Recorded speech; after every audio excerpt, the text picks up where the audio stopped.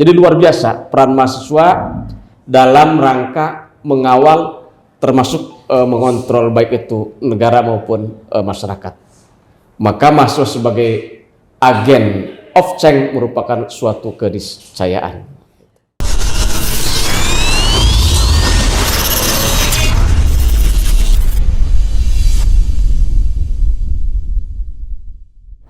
Nah, sebetulnya kan mahasiswa juga dalam membangun perubahan dan bangsa ini gitu, pasti memiliki tantangan-tantangan tersendiri ya Pak ya? Iya.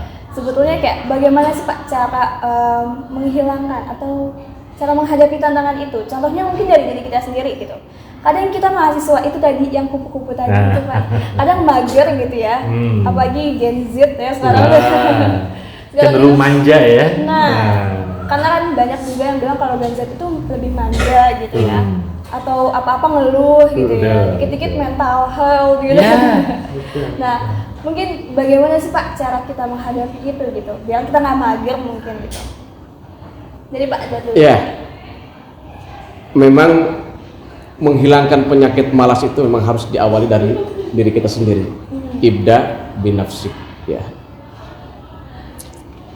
Penyakit mager ini, penyakit malas ini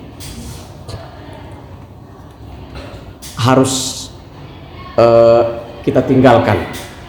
Karena itu berbagai aktivitas yang ada misalkan di kampus itu harus tentu saja harus menarik ya. Kemudian ketika ada teman-teman kita yang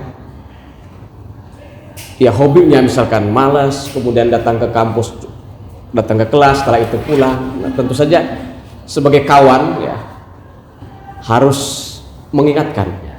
Karena itu ketika belajar pun kita dianjurkan itu ketika belajar dulu, ketika misalkan mengkaji kitab ta'lim muta'alim ya.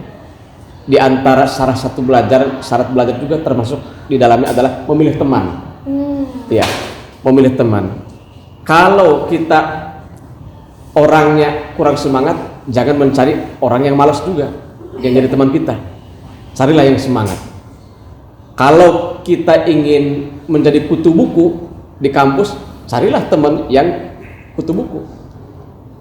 Kalau kita ingin bagaimana menjadi aktivis, ya carilah, bergaulah dengan mereka yang aktif di organisasi.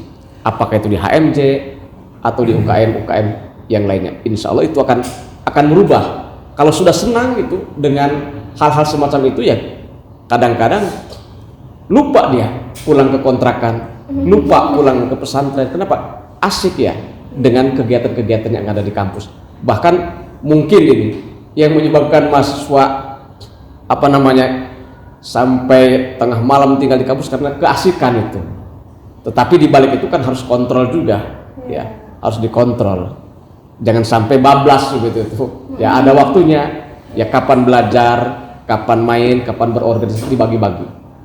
Termasuk sebagai mahasiswa kadang-kadang yang aktivis juga suka kebablasan aktivitasnya itu. Ya. Justru mahasiswa yang aktif ya terlibat di mana-mana, penyelesaian studinya itu terlambat kadang-kadang. Akhirnya gelarnya itu malah nambah panjang menjadi MA, mahasiswa abadi. Ya. Menjadi mahasiswa abadi. Kenapa? Karena saking asiknya kelamaan di kampus dan lain sebagainya, malas untuk ini dan itu. Kenapa? Karena terlalu asik itu kan. Ya karena itu harus pandai-pandai mengatur waktu itu. Ya, memanage waktu. Kalau aktivis yang betulan ya kapan waktu kuliah, kapan waktu beraktivitas, kapan waktu di organisasi, harus bisa memanage. Kapan waktu tidur, kapan waktu membaca, itu harus pandai-pandai membagi waktu. Ya. Karena itu ya kembali kepada kita. Moto yang sering kali dimunculkan oleh para penggerak ya, yang sering kali memotivasi adalah manjada wajada. Ya.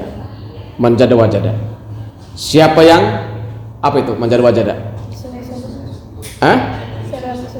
Siapa yang bersungguh-sungguh dia pasti akan berhasil.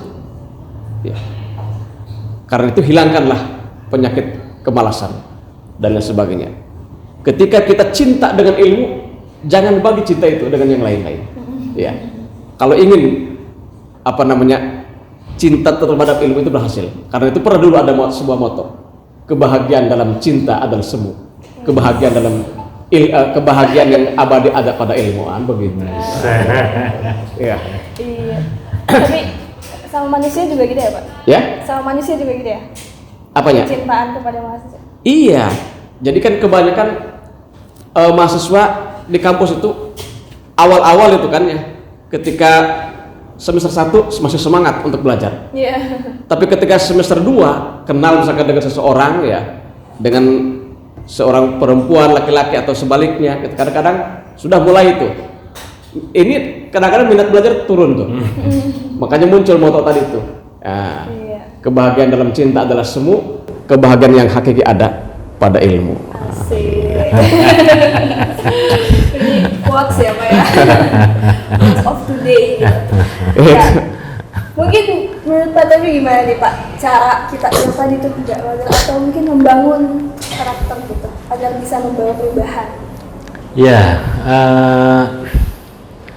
sebetulnya terkait dengan karakter itu kan harus ada pembiasaan ya. Ketika seseorang yang mungkin oleh orang tuanya terlalu dimanja, kemudian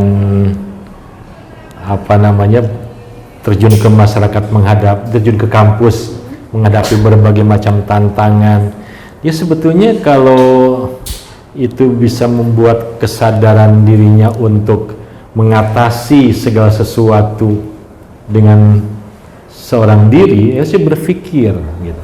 Di sini sebutnya pendidikan. Ya. Dengan pendidikan ini kita bisa berpikir bagaimana merubah kebiasaan kita yang awalnya selalu dimanja sehingga malasnya terlalu tinggi gitu kan tensinya, kemudian menjadi bersungguh-sungguh. Nah, inilah memang itu tantangan, tapi tentu saja tantangan itu kan ya mahasiswa tidak hanya pada aspek dirinya ya dari kemalasan tadi itu. Mungkin ada aspek-aspek lain terkait dengan tantangan mahasiswa.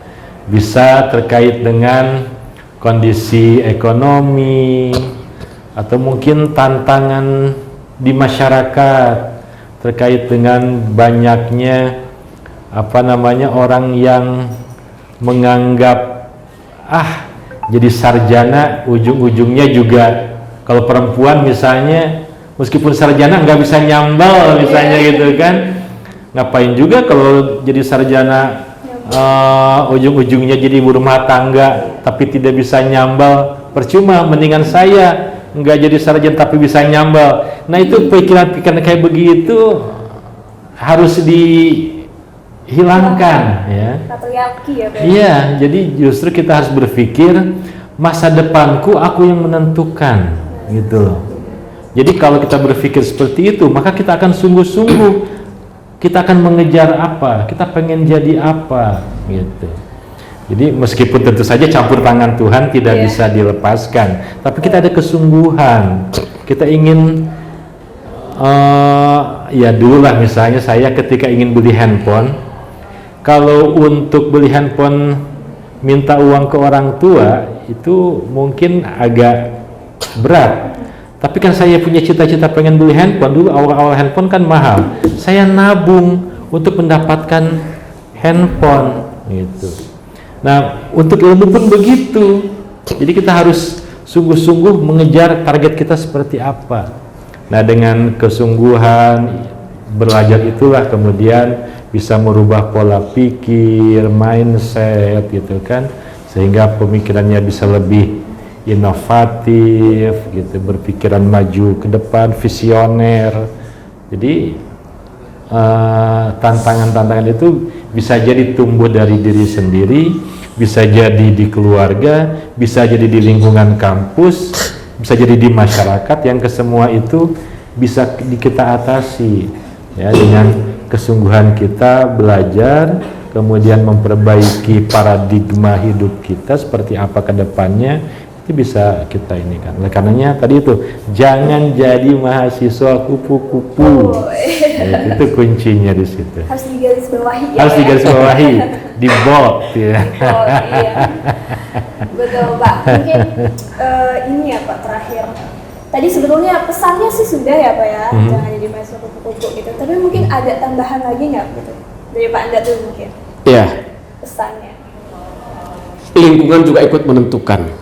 Ya, ketika kita berada di lingkungan yang kondusif, tentu saja itu juga akan membuat perubahan yang signifikan bagi kita.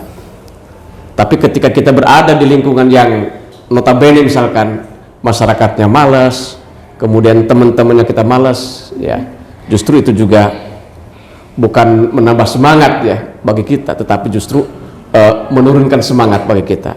Karena itu di samping memilih teman bagi mahasiswa, kemudian memilih lingkungan juga, tempat tinggal kita ya. Dua hal itu yang kalau bahasa psikologi lingkungan itu kan milieu itu ya, itu juga ikut berpengaruh, mempengaruhi kita, mempengaruhi pola pikir, mempengaruhi karakter dan lain sebagainya. Itu tidak terlepas dari lingkungan juga ya. Karena itu saya berpesan kepada mahasiswa, ketika memilih tempat kosan ya carilah tempat kosan yang baik gitu kan, yang menunjang aktivitas kita, bukan tempat kosan yang bermasalah. Kemudian ketika mencari teman, carilah teman yang membangkitkan diri kita untuk menatap masa depan. Jangan sampai mencari teman yang justru menambah masalah bagi kita. Itu mungkin yang bisa kami sampaikan ya. Ya, baik. Dari Pak TB ada tambahan? Ya, saya berpesan kepada mahasiswa, jadilah pelopor untuk bisa mengembangkan potensi diri, mengasah minat, bakat dan apapun yang belum tereksplorasi dengan baik, yuk asah. Seperti ini podcast ini bagi teman-teman yang senang dengan dunia broadcast ini kan, ini menjadi sebuah penyaluran bakat dan minat. Jadi potensinya ada, tinggal diasah, dikembangkan, dieksplor, kemudian bisa menjadi sebuah pengalaman yang berharga, dan ini bisa kemudian ditularkan kepada adik-adik kelas yang lainnya, generasi selanjutnya. Ini podcast yang ini kan edisi pertama, edisi perdana. Jangan sampai setelah edisi perdana dan juga yang terakhir, jangan nih. Ini harus terus berlanjut. Berikan arahan kepada mereka, ambil manfaat dari media sosial podcast ini untuk sebaik-baiknya kemaslahatan umum, termasuk khususnya mahasiswa. Oke, itu saja barangkali. Jangan sampai kegiatan ini layamutu walayahya.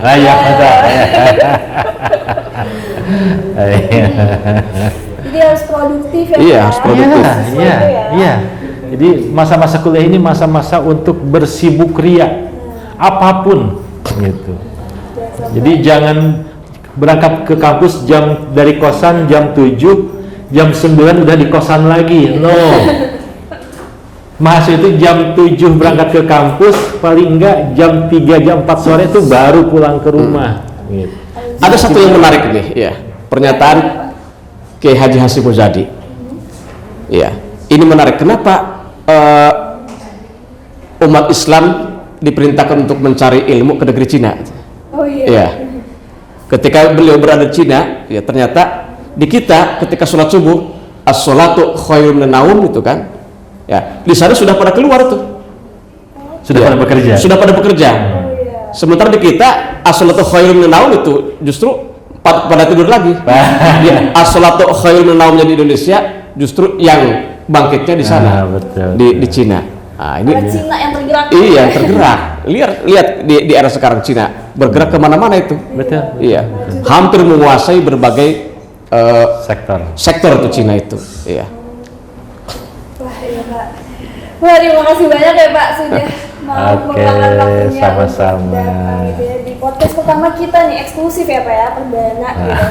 Lagi hebat-hebat banget lah. Terima kasih banget nih, saya terhormat sekali. Sama-sama. Sama-sama. Nah, sebelum mengakhiri mungkin kita ada tagline nih Pak. Jawara itu jajak wacana pakar. Nanti kita ke kamera terus kayak jajak wacana pakar. Oke. Siap ya Pak ya? Siap. Podcast Jawara Talk. Jajak wacana pakar. Boleh sekali lagi Pak? Oke, boleh. Kita harus lebih kompak ya Pak? Siap. Podcast Jawara Talk. Jajak wacana pakar. Yeay. Oke, selamat ya podcast Makasih ya, perdana Pak, ini ya. sama-sama.